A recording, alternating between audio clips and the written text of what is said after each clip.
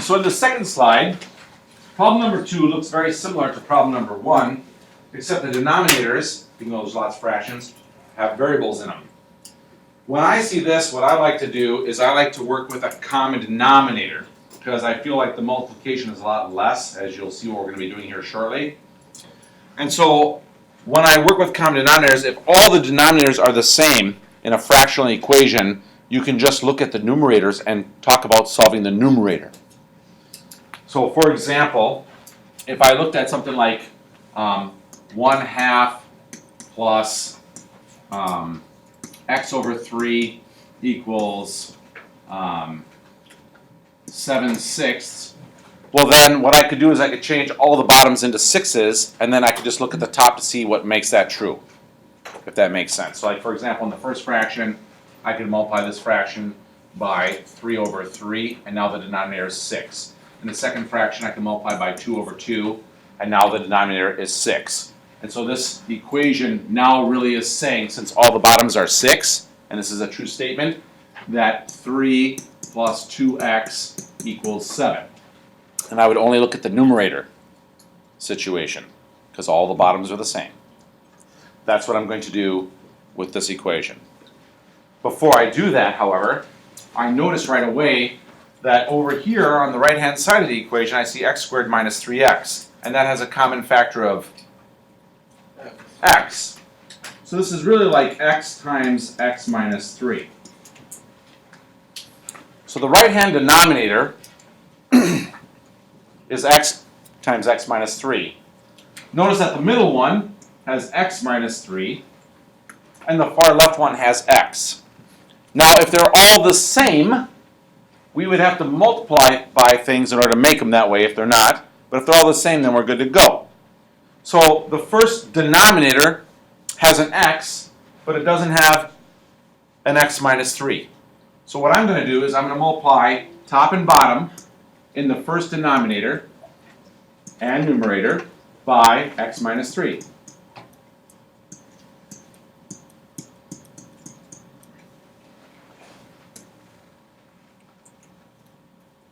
The second denominator does have an x minus 3, but it doesn't have an x. So I'm going to multiply its top and bottom by an x.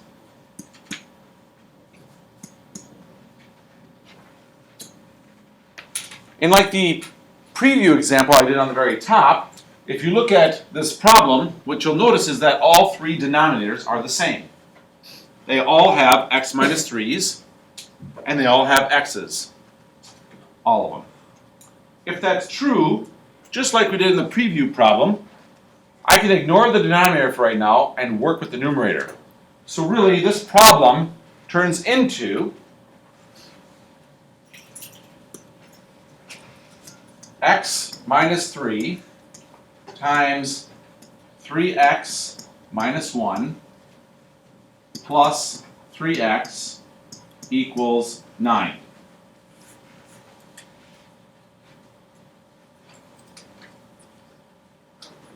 Questions up to that point?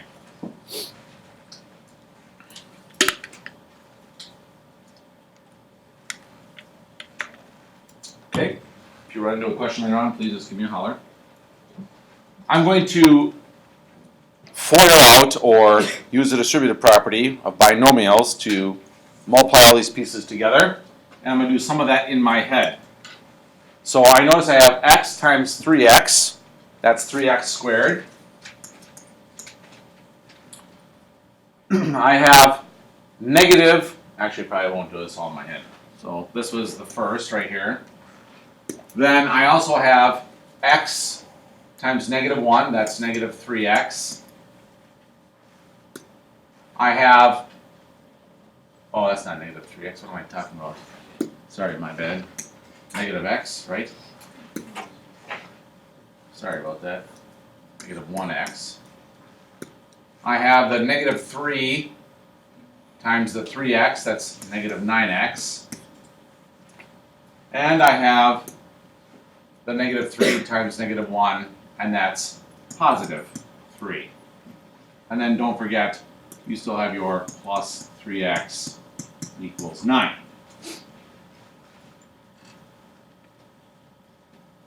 always check my math here. 3x squared, negative 1x, negative 9x, 3. Looks good so far. Let me know if I make a mistake, you guys, because otherwise we go too far and it's kind of a bummer. If I simplify, I'm going to get everything on one side. So I have the 3x squared over here already. I have negative 1x, negative 9x, that's negative 10x, negative 10x, and 3x is negative 7x. And if I move my 9 from the right-hand side of the equation and bring it to the left, it becomes a negative 9. And 3 and negative 9 is negative 6. And that's all equal to 0. I'm recording, Bill. Now I have a quadratic, and I'm trying to solve the quadratic. And if I'm trying to solve the quadratic, remember you can use the quadratic formula, which I'm not going to use if I don't have to. Or you can use factoring, so I'm going to try to factor. So I have 3x, if the factoring is going to work, and x equals 0. And I need two numbers that are going to multiply to give me 6. But if it's a number divisible by 3, it cannot go in the first one. So I told you last time when we did these that I like to use the numbers that are closer together. So you could use 6 and 1 or 2 and 3. I'm going to try the 2 and the 3. If that's true, I'm going to put the 2 here and the 3 here. So now I check.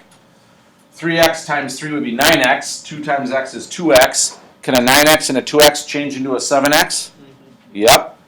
I could put the minus sign here, the plus sign here, and this would produce negative 9x and positive 2x, which would yield negative 7x. And, thankfully, 2 times negative 3 is negative 6. So this factoring does work.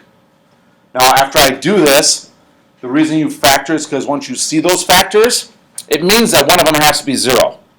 Either the one on the left has to be a 0 or the one on the right. So you solve both to check. As I solve them, that means either my 3x plus 2 equals 0, or it means that my x minus 3 is 0. And obviously on the right-hand side, that means that x is 3. So that's probably the easier of the two to work with. On the left-hand side, if I move the 2 over to the right-hand side of the equation, it becomes negative 2. Really, if you remember, that means that you're actually subtracting 2 from both sides of the equation. But I talk about it in layman's terms because I think it's faster, more efficient to do it that way. And then divide, and you get x equals negative 2/3. Now, when you get those answers, I want to tell you something super important.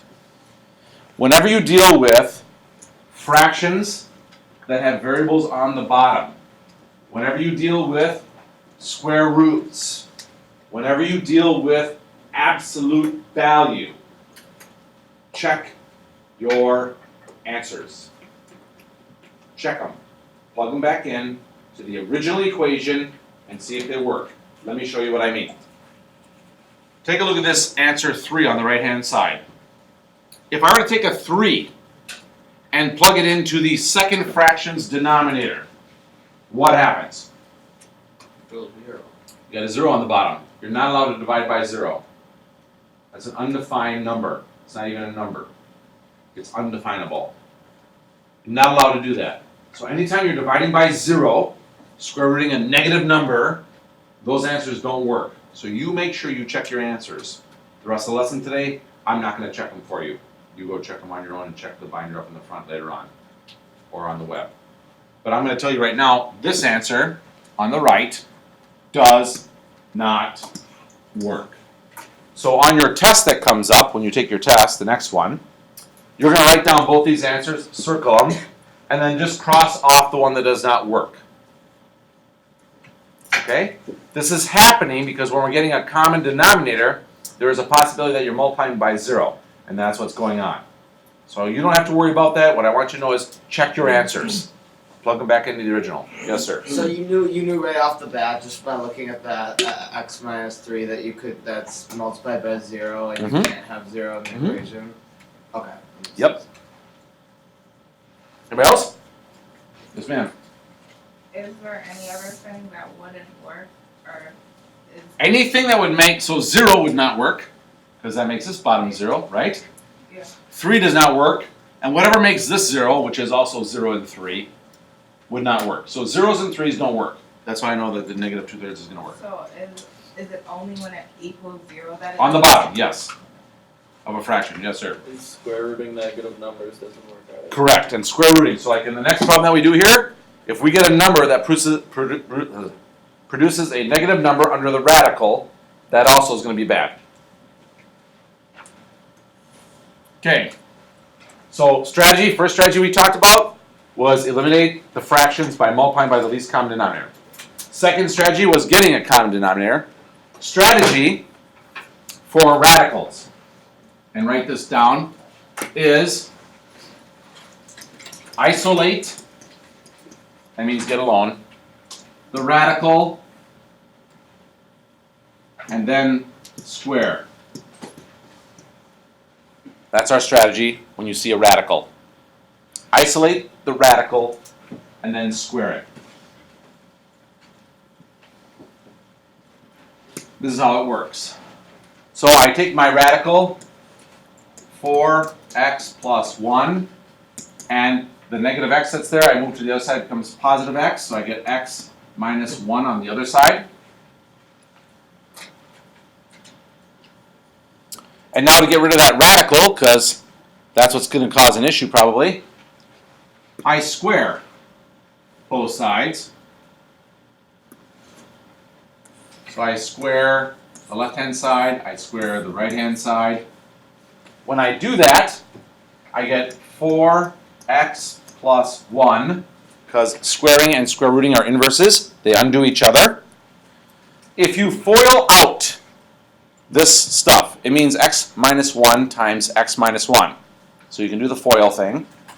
You will end up with x squared minus 2x plus 1.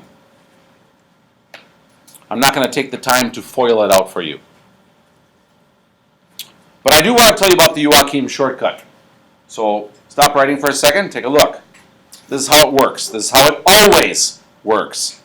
Whenever you have a parentheses squared, this is how it always works. Look at the first thing. Square it. Look at the last thing. Square it. Look at everything and multiply it together. That's the middle term. 2 times x, 2x, times negative 1, negative 2x. Square, square, multiply all together. Square, square, multiply all together. Works for anything that's squared. Anything. I'll show you later if you want to see. Yep. When you tell me, how come you wouldn't do, when you squared the square root of 4x plus 1, you wouldn't do the x squared minus 1, x, 1 minus 1 squared? So you can square both of those terms. How did you know to make You're squaring the whole side of the equation. So how did, when you say the whole side of the equation, anytime, so all of it, it could be like x plus y plus b, Yep. and that would be squared also. You Yes, just know the whole it's all thing. one thing. It's all one thing. Okay. Yep. Makes sense. So now I have to solve this. I have to get everything on one side, so I'm going to move the 4x and the 1 to the right-hand side. When I do that, I will have 0 on the left. And that'll be x squared. Take away 4x from both sides. I get minus 6x. Take away 1 from both sides, and oh, those are gone.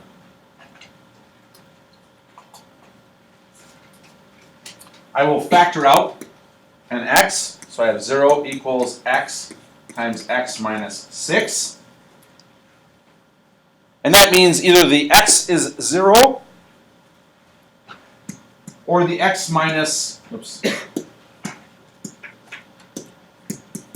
or the x minus 6 is 0, which means that my answers could be 0 and 6.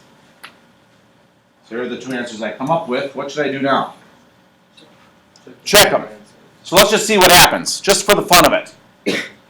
If I put a 0 in for x, 4 times 0, 0. Plus 1, 1. Square root of 1, 1. 1 minus 0, 1 equals negative 1.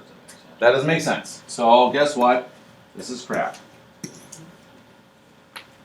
If you try the 6, you're gonna find out it does indeed work. I'm not gonna do that.